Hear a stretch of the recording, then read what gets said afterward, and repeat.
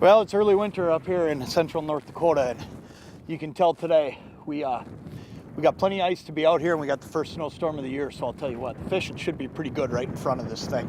It's really going to come in tonight, so I'm thinking that we'll get after them pretty good. Hey, stay right where you're at. Fish head's coming up.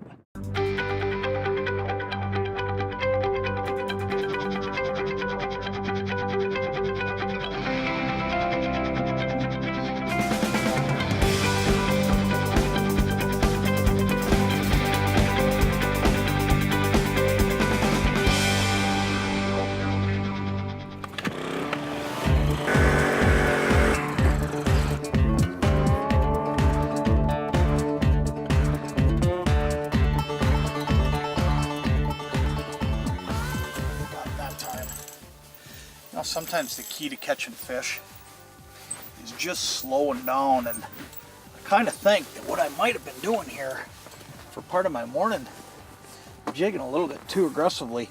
What we're doing here, you know, we're on first ice, and when you get out here and it's your first time out of the year, a lot of times you just got to work through a lot of different presentations. And let me show you something. That perch just hit that ice worm, and when he hit it, I was using a couple wax worms, but look at that. I had missed one here a few minutes ago. I'll bet you it's the same perch. There's a minnow in his mouth. So we finally got him, and he's going to go home and eat. But one of the things we're doing here is, like I said, you get out here on this first ice, and first time out of the year, and I'm on a lake that's got a smorgasbord of walleyes in here. It's got perch in here, and we're actually targeting the perch.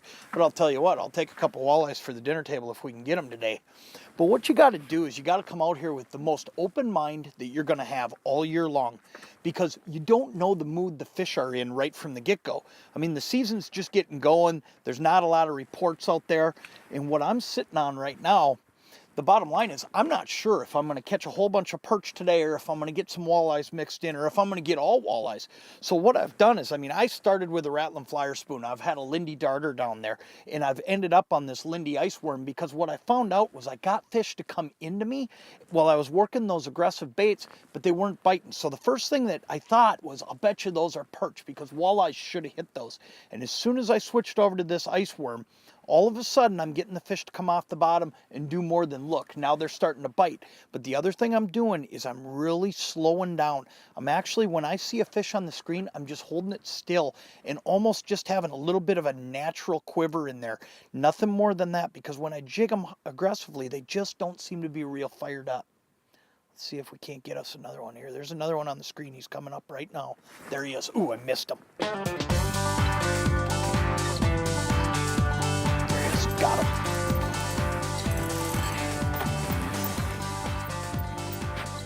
I don't know if this one's as big. We'll have to see. You know, oh yeah, he's just fine. One of the neat things about where I'm fishing today is that the bodies of water like I'm on are available all throughout the Dakotas, and they're actually pretty easy to find. It's a great eating perch right there. We'll throw him in. But here's what I'm doing. I'm on a lake that 15 years ago, it didn't have a lot of fish in it. And I'll tell you why. It didn't have a lot of water in it. But all throughout central North Dakota right now, there are bodies of water like this that have just filled up with water over the last 15 years. And what's happened is the DNR's come in and they've stocked a lot of these bodies of water. And they've put a lot of fish in here, but now what's really cool is natural reproduction is starting to take place.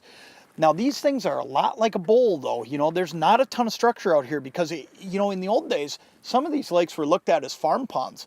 There really wasn't much to them. But when all this water came in and started flooding them, it made it so that they actually got classified as a lake. So what you're able to do is come out here, and because there's not a ton of structure unless you're fishing shorelines, you're able to actually walk along and just see fish with your graph. And as I snowmobiled through this morning, we looked in a few different depths, and I finally came across a bunch of fish out here in 21 to 24 feet. So I started up on the shallow side of it, thinking that the fish are going to be a little bit shallower when they're feeding. So what you want to do is just look for these these types of bodies of water on the North Dakota Game and Fish website. You can see the stocking data, and they'll tell you exactly what's out there. And I'll tell you what, they're just great opportunities because they're full of perch, they're full of walleyes, and one more thing, they're not very pressured, which makes them a lot of fun because you can come out here and catch fish that you don't have to deal with 15 people around you, and you don't have to deal with the fact that the fish have seen everything today. You come in here, you find your own pot of fish, and you can actually sit on them and just catch them over and over.